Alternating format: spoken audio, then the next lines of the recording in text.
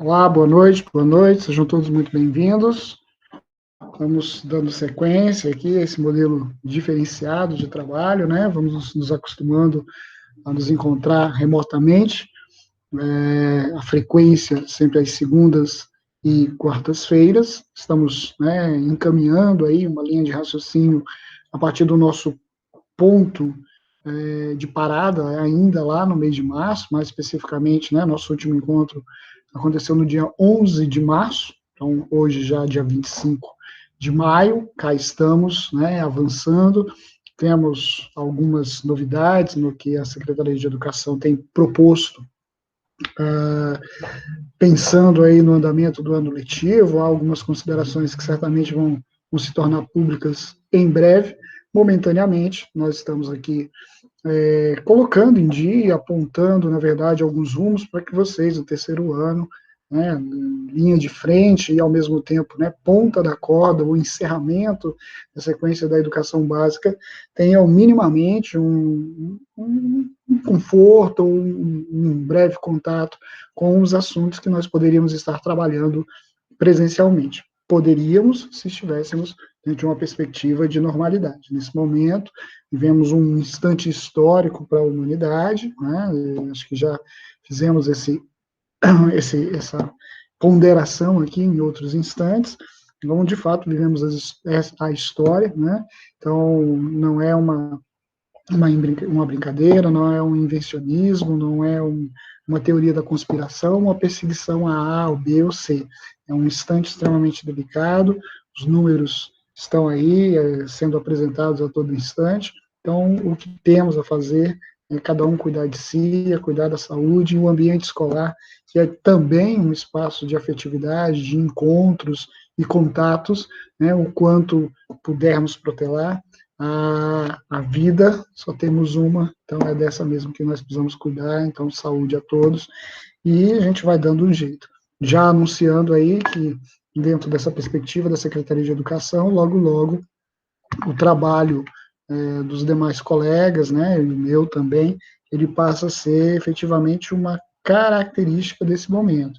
Então, já se fala, né, do aproveitamento dessas horas de trabalho, já se fala claramente, né, do aproveitamento das aulas que democraticamente, como eles estão colocando, né, apresentadas na TV, vão seguir uma linha de planejamento idêntico para toda a rede, para toda a Secretaria de Educação, e aqueles professores, né, que atendem imediatamente a vocês nas unidades, vão, né, implementar, continuar essa sequência de tarefas, de conteúdos ou do planejamento, oferecendo também atividades avaliativas. Lembrando que a perspectiva não é a avaliação por si só, não é a prova para determinar aprovação ou reprovação, né? É de fato um outro instante, acreditando então na formação, na autonomia do indivíduo, e permitir que, assim como acontece nos modelos EAD, né, que vocês tenham a possibilidade de testar o nível de aprendizagem até onde está chegando. Então, feito aí essas nossas considerações, aparece aí a vocês a tela, né, já costumeira, a tela já faz parte, na verdade, da nossa convivência, desse nosso período aqui remoto.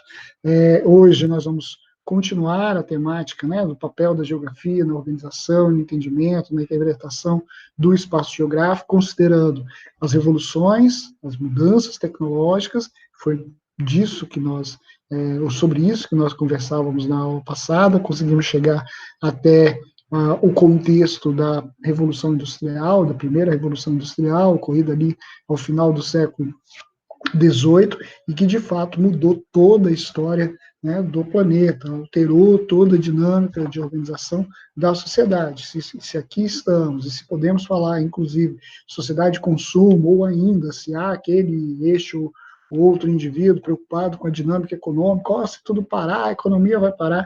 Boa parte dessa linha de raciocínio está muito atrelada àquilo que movimentou o comércio, movimentou a economia mundo, movimentou as relações entre os povos a partir do final do século XVIII.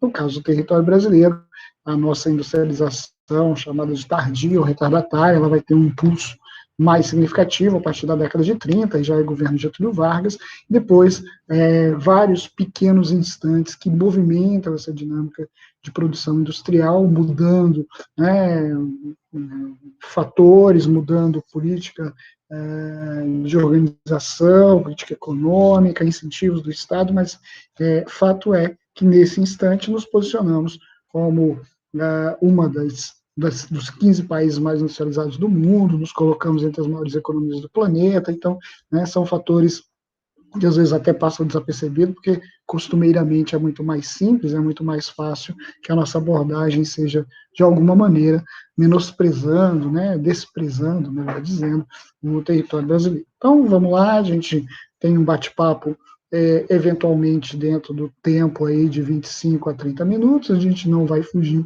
a esse contexto, sigamos aí, né? Então, hoje a segunda parte dessa revolução tecnológica, vamos ver se a gente consegue concluir a linha de raciocínio, não sendo possível, temos aí a quarta-feira para avançar, né? Esse slidezinho já é praxe, né? É claro que ele serve, na verdade, só para que você justamente se posicione, se organize, né? Sente-se ou acomode-se da maneira mais confortável. E aí, uma lembrança importante, nós estamos sempre nos referindo, né, nesse espaço, ainda que virtual, como um ambiente também, né, de formalidades, né, assim como acontece numa sala de aula. As diferenças é que o fato de você estar na sua casa, eu na minha casa, nós ficamos, então, submetidos aí às particularidades do nosso lar. Então, é o gato que aparece, é o barulho da TV de um ou outro, é o carro da pamonha que passa lá fora. Então, é claro que a gente precisa relevar essas possibilidades e avançar. Qualquer dúvida, qualquer ponto que, porventura, possa aparecer aí, tem um e-mail aqui embaixo, então só fazer o acesso, né? Claro que aqueles que me seguem em uma ou outra rede social também pode fazer os seus encaminhamentos. Não tem acontecido até aqui, mas pode acontecer, então, sendo necessidade, tendo essa vontade, assim eu faço. Então, vamos lá. Bom, se a gente tratou até a primeira Revolução Industrial, a gente até viu lá um videozinho, né, considerando a criação da máquina a vapor e o que isso representou, né, especificamente para o modelo produtivo. A gente também pode lembrar, ou pode identificar que tivemos outros instantes, outros marcos de acúmulo de técnicas e tecnologias que, de certo modo, impulsionaram, valorizaram o processo produtivo, a possibilidade de ganhos, o lucro, né, dos investidores ou dos grandes empresários. Então, um desses momentos, né, já no século XIX, mais ou menos ali, né, pela metade, finalizando a primeira metade do século XIX, iniciando a segunda metade, então a gente sempre trabalha ali 40, 50, né, 60. Então, nesse meio do caminho, nós vamos ter, então, algumas transformações significativas no território europeu. Entre essas mudanças, algumas já eram conhecidas, né, como a abolição da escravatura, isso pensando em ter mais gente disponível para o trabalho, mais indivíduos com a possibilidade de ter um trabalho assalariado e, ao mesmo tempo, transformar esse seu salário em consumo, e aí movimentando, né, a dinâmica de produção, garantindo ganhos para as grandes empresas. Então, um primeiro instante, que era ele ganha, na verdade, uma evolução a partir da descoberta, especificamente, de outras fontes energéticas. Se até então, né, a energia predominante ela estava dentro de um contexto da lenha, do carvão mineral. Agora nós vamos ter outros conjuntos que vão fazer parte, né, desse impulso ou da facilidade de movimentação desses grandes conglomerados de produção.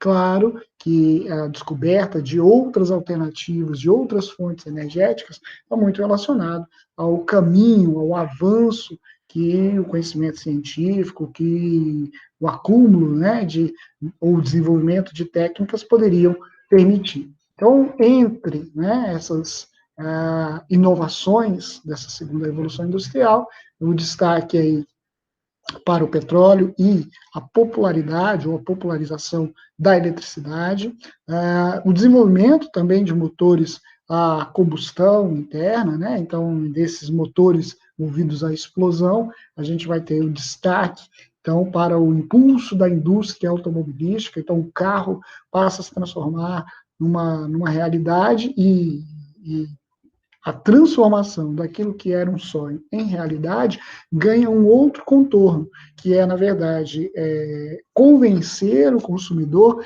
da sua extrema necessidade.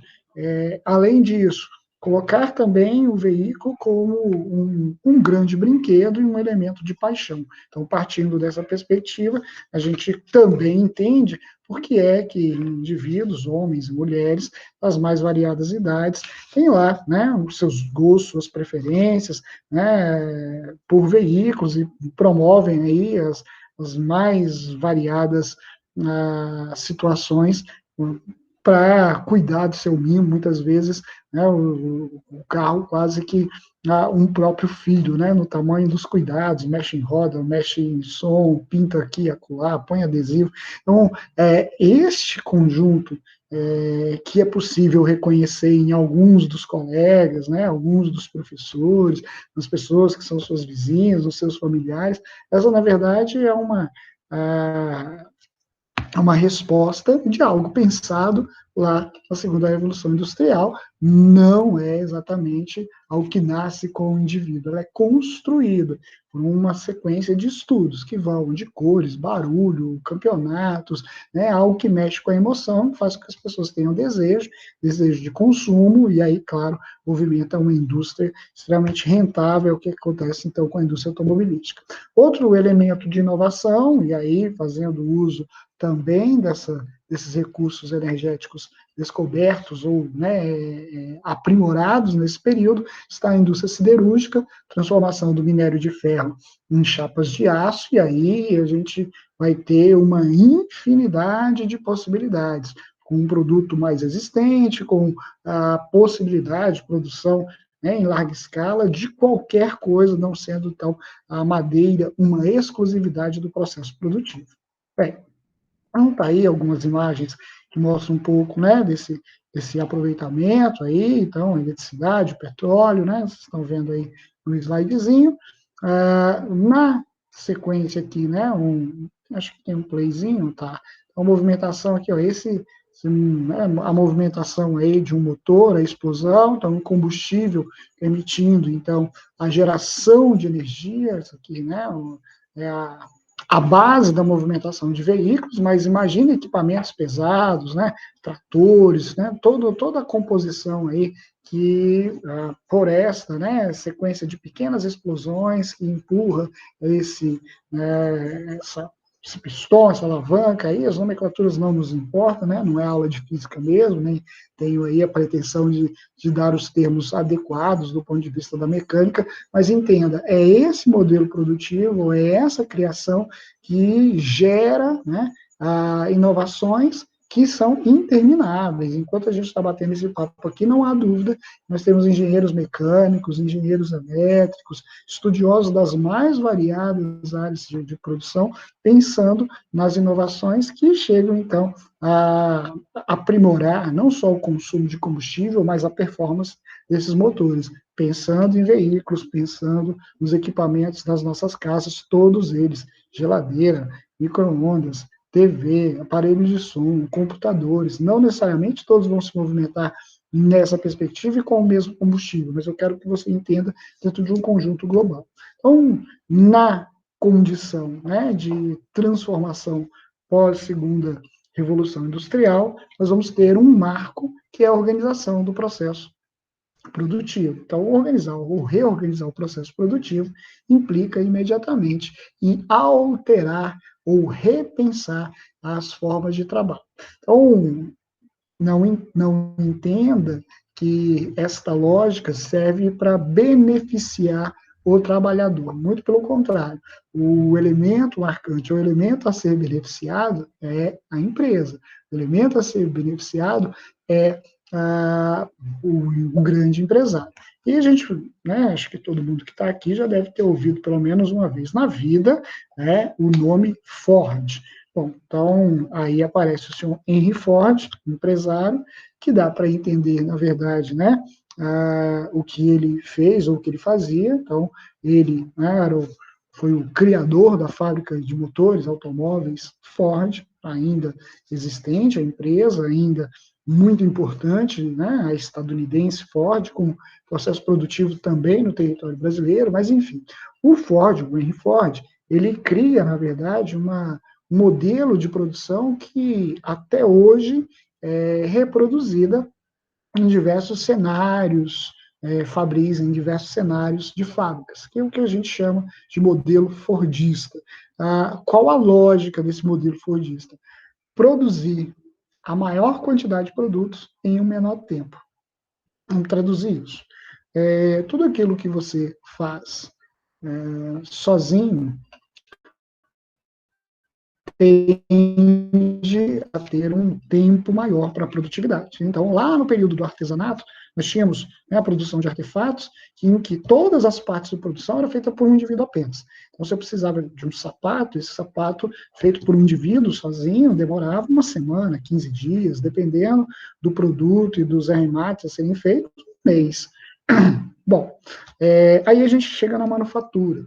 E aí começam a aparecer pequenas ferramentas, instrumentos mais simples para fazer o mesmo sapato, tempo de produção diminui um pouquinho, começa a existir pequenas divisões entre funções e trabalho. Quando a gente chega, né, na fabricação de automóveis, nós vamos ter o Ford prestando atenção que a fábrica que ele tinha conseguia fazer 30 carros no mês. Só que a lista de espera que ele tinha à disposição era o dobro disso, 60, 70 pessoas atrás de um veículo, e ele não dava conta da demanda. Então, começava a acumular e isso abria chance para os concorrentes. Nos Estados Unidos, o grande concorrente nesse momento aí do Ford, ou do Henry Ford, era a Chevrolet, né, General Motors, como eles chamam lá, Chevrolet como a gente trata aqui no Brasil. E aí, enfim, para não perder para o concorrente, ele lembrou de um elemento muito bobinho. Tudo aquilo que nós fazemos repetidas vezes, né, tende a fazer mais rápido.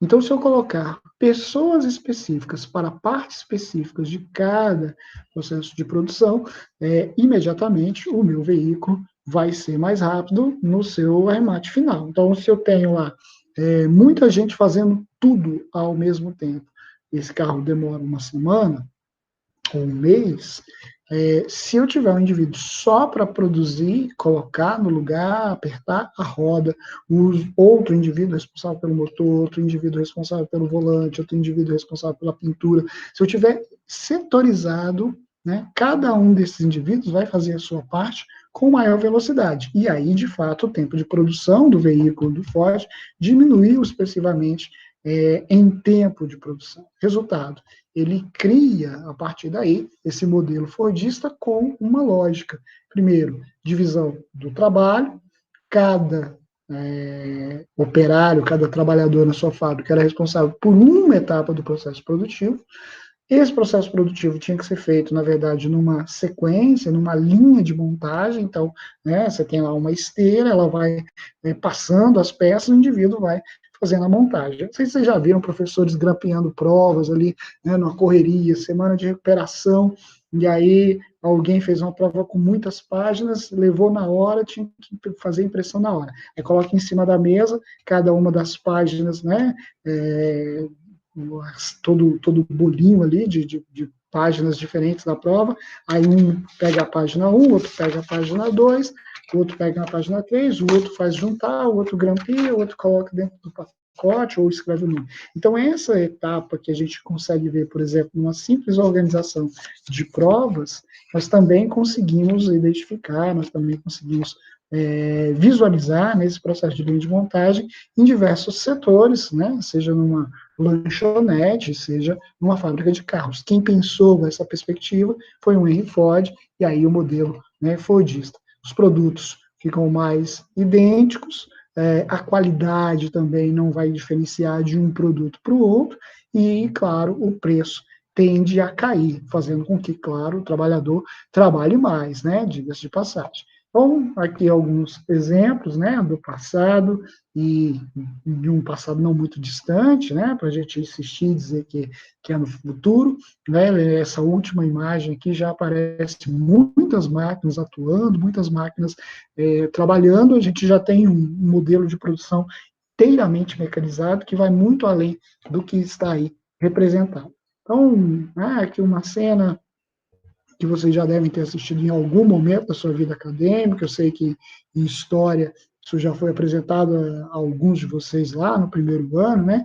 Um trecho do filme Os Tempos Modernos, do Charlie Chaplin, acho que muitos vão lembrar. Não sei se estão ouvindo aí o áudio, mas enfim, dá para visualizar a imagem. Então, o chefe vai circulando, né, a esteira passando, o material, né, um só aperta, o outro só dá o arremate, né, tal. Então, você tem ali funções. Isso vai, ó, se ele deixa de realizar o que tem que fazer, ele atrasa toda a etapa, todo o processo produtivo. Veja como precisa estar em sintonia. Lógico que o filme é uma sátira, né, uma piadinha ali para a época, mas também numa perspectiva de tomada de consciência. Né? Você vai ver que na sequência do filme, para quem se lembra, para quem assistiu, ele vai ter ali uma série de problemas psicológicos, ele vai ficar afetado, né, por essa relação aí com o trabalho, e não podendo se defender de um mosquito, não podendo parar para tomar uma água, né, enfim, vamos deixar aí um pouquinho para vocês visualizem e lembrem da história. Uma aguinha, né, lógico.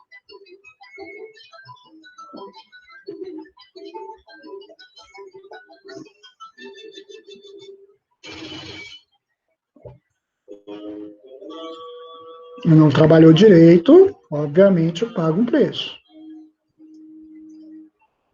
Desconta, né? Então, isso aqui é problema com o colega, né? Porque vai ter lá, assim como acontece na sala de aula, o colega que está mais antenado, que está mais envolvido, né? O outro lá preocupado, né? Bom, olha lá, isso aqui era inimaginável para a época, né? Hoje não, uma videoconferência dessa aqui é extremamente possível. Então, eu vi que o Charlie Chaplin era, de certo modo, visionário também, né?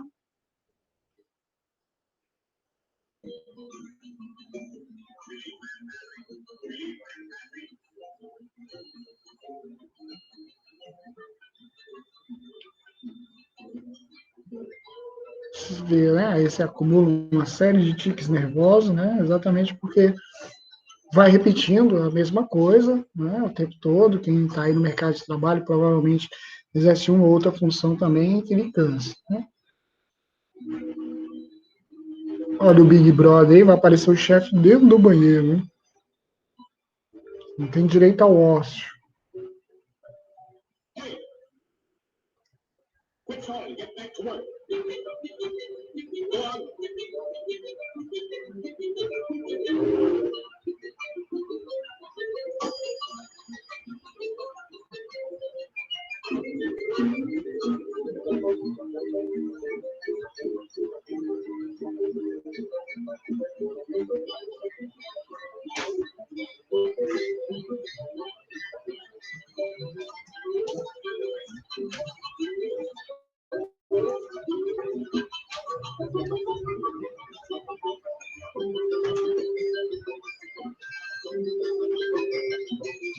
Aí ele tiraria o proveito tal do cara, né? Vocês estão vendo? Todo mundo lembrou aí, né? É um clássico, né? Representa, na verdade, um, uma crítica, né? Propriamente aí ao processo produtivo, né? O Charlie Chaplin foi muito inteligente aí, por isso hoje tão utilizado nos nossos debates da sociologia, da geografia, da história. Tá? Bom, então, a segunda revolução industrial, né, esse instante aí, esse modelo de reorganização do processo de trabalho, ele vai alterar a perspectiva produtiva. Se até então a Índia, né, se apresentava como o grande mercado do mundo, agora nós vamos ter uma popularização de mercados. O espaço indiano, claro, vai ter a sua contribuição no processo de exportação, mas, né, o eixo de produtividade ele muda, especialmente para o território europeu. Né? E aí, claro, a gente avança, né, para um modelo mais próximo de tudo aquilo que vocês vivem e reconhecem, a terceira revolução industrial, que a gente vai chamar de meio técnico-científico.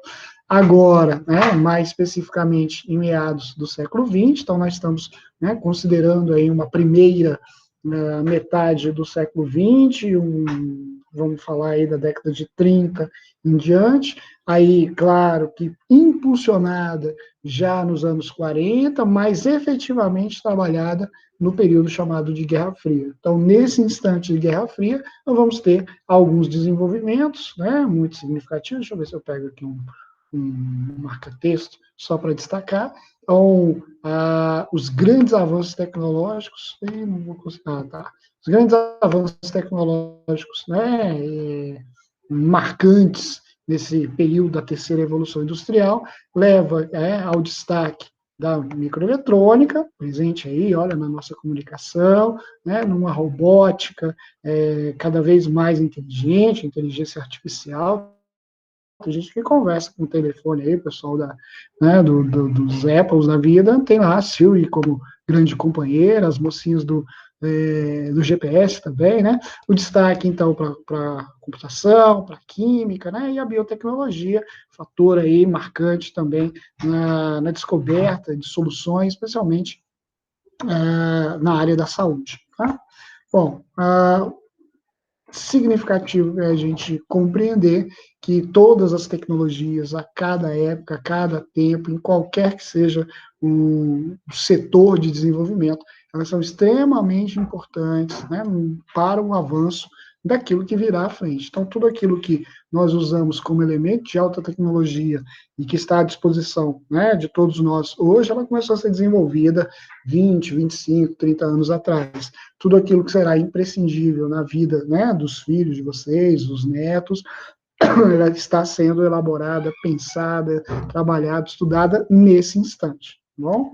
Algumas imagens aí também dessas caracterizações aí de modernidade. Perceba que o Apple que está aqui nem é exatamente o modelo mais recente, mas dentro desse contexto de inovação, da utilização dos smartphones. Então, a gente tem da corrida espacial, né, dos remédios, não falei cloroquina, dos caças aí, aviões, conseguem, né, sobrevoar, às vezes de maneira invisível aos olhares dos radares, às vezes muito além da velocidade, né, da barreira do som. Então, aqui os robôs cada vez mais inteligentes, processadores dos computadores deixando cada vez mais rápidos, mais leves, né, e, é claro, dando, né, uma vazão à nossa perspectiva de consumo.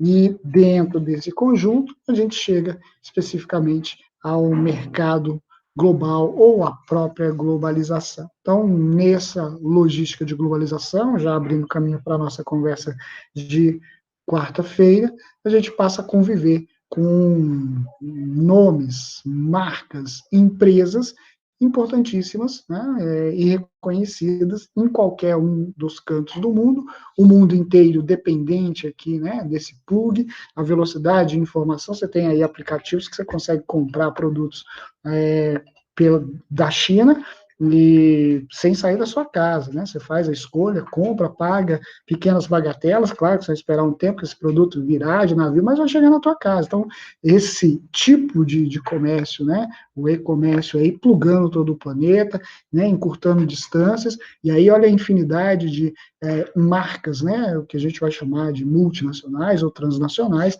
que ajudam a popularizar essa ideia de mercado global. Se nós pegarmos aí, né, a tão falada reunião do governo, em um determinado momento, o ministro da Economia, o ministro da Fazenda, vai lá dizer, a gente vai salvar, a gente tem que se preocupar em salvar as grandes empresas. Isso porque o mercado mundial trabalha com a perspectiva de grandes negócios e grandes empresas.